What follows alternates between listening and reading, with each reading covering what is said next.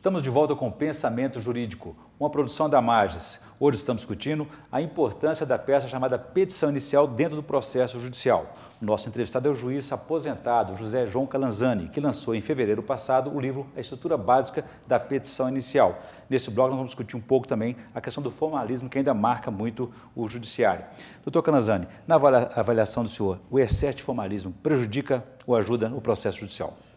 Eu entendo que quanto mais simples for e direto for a petição inicial, mais fácil para o juiz apreciar, né?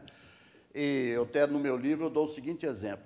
Se você está diante de uma fonte límpida e fala, isto é água, eu quero água, não há como impugnar esse pedido. Agora, se diante da mesma fonte límpida você fala assim, isto é um líquido precioso, essencial para a manutenção da vida, eu quero água, alguém vai contestar e dizer, o líquido essencial para a manutenção da vida não é água, é sangue. Então, você foi querer falar difícil e deu margem para o outro impugnar a sua pretensão. Se a simplicidade deve marcar a petição inicial, deve haver algum momento que o advogado ou o promotor deve rebuscar mais a sua linguagem, buscar se aprofundar na doutrina? No momento após a contestação, quando falar de doutrina, ele deve realmente se esmerar. Mas também com o computador hoje, tudo lá na memória do computador, às vezes a pessoa coloca doutrina e jurisprudência que não tem nada a ver com aquele caso. Eu mesmo, como juiz, já peguei um caso em que o advogado colocou em alegações finais 300 emendas do STJ. Dessas 300 emendas, mais da metade eram contra a pretensão dele. É como o senhor disse, apenas mostrar serviço para o cliente, né? Não, e vai dar bom dia a cavalo, como diz, né? Você ajudou a parte contrária ao trazer uma jurisprudência que era contra a sua própria pretensão. Já que nós estamos falando também de língua portuguesa, que o senhor foi um professor durante 20 anos aí, e do idioma chamado juridiquês, o que vem a ser o que se chama aí alcançar a tutela jurisdicional através da sentença de mérito? É quando o juiz aprecia o seu pedido e diz se ele é procedente ou improcedente, né? A sentença de mérito é julgar procedente ou improcedente o pedido inicial. E é importante que ou procedente em parte, às vezes ele ganha uma parte. É importante que o réu e também o acusador saiba qual que é o resultado, o que representa a sentença do juiz. Certo, a sentença é o momento em que o judiciário cumpre a sua função jurisdicional e institucional, né? Que é dizer o direito, né? Pacificar o conflito. O que quer dizer jurisdição? Quer dizer, juris em latim é o direito, e dicere, o verbo dicere em latim é dizer. Então, praticar a jurisdição é dizer o direito. Então, a função do juiz é essencialmente essa, dar sentença. Falando agora de jurisdição, competência, existe particularidade, diferença entre a petição inicial que se faz no processo comum e no processo trabalhista? Bom, no processo trabalhista eles admitem até que a parte faça o pedido sem ser até acompanhado de advogado. Até um certo limite. É igual no juizado especial, né? Ele vai lá, faz a termação e tal, né? Mas o normal é que acompanhe o Código de Processo, porque a própria CLT diz que o Código de Processo é lei suplementar para a própria petição, para a própria CLT.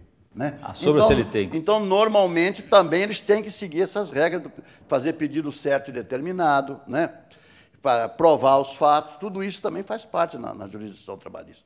Agora, o advogado precisa saber a questão da competência, quando ele deve se dirigir a uma justiça estadual, justiça federal e a trabalhista, às vezes militar e eleitoral. Como é que distingue uma coisa da outra?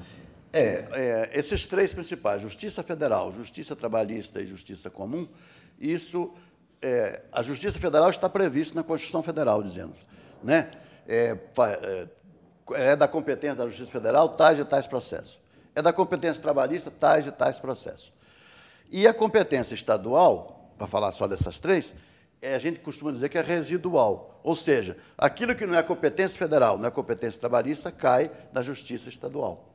Aliás, o juiz estadual, às vezes ele tem competência trabalhista, onde não tem vara trabalhista, e às vezes ele também tem competência federal, onde não tem vara federal. Eu mesmo, quando juiz, eu já fui juiz trabalhista em Monte Carmelo, não tinha na época junta lá. É por isso que o juiz também de direito é juiz eleitoral.